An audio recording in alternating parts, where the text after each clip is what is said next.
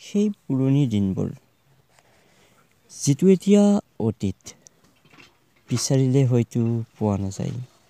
সেই স্মৃতিবোৰ কৰিলে কেতিয়াবা হয়তো মনত অকণমান কষ্ট লাগে।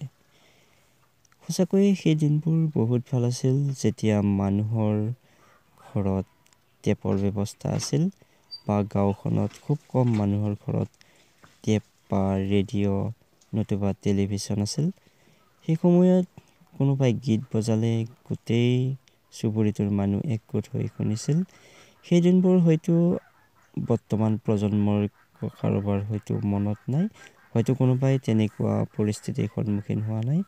কিন্তু আজিৰ পৰা যদি 20 বা 25 বছৰ আগৰ গাঁও অঞ্চলবিলাকৰ কথা ভাবি চোৱা যায়, তেতিয়াহ'লে খুব কম মানুহৰ ঘৰত থকা এই টেপ বা ৰেডিঅ' নতুবা টেলিভিশ্যন চাবৰ কাৰণে মানুহৰ খুব সমাগম ঘটিছিল।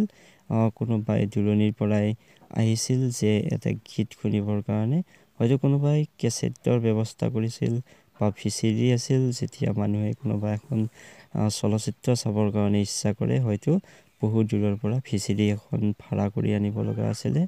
আৰু তেনেকুৱা এটা দিন পাৰ হৈ গৈছে আজিৰ পৰা প্ৰায় 20-25 বছৰ আগত।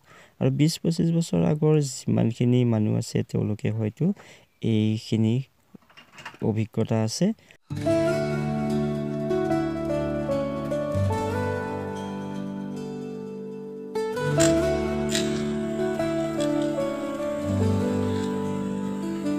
अधूरी कहानी जो न हो सकी पूरी, मिट्टी सी खुशबू हवाओं में उड़ी, सपनों के जहां में हम खो गए,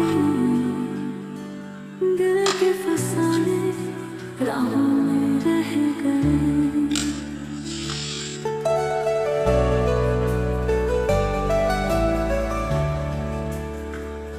वो ख्वाब जो आँखों में चुपके से आए, बिन बोले हुए से दिल में समाए, वो बातें अधूरी, वो खुशबू अधूरी, यादों के साए में हम खो गए।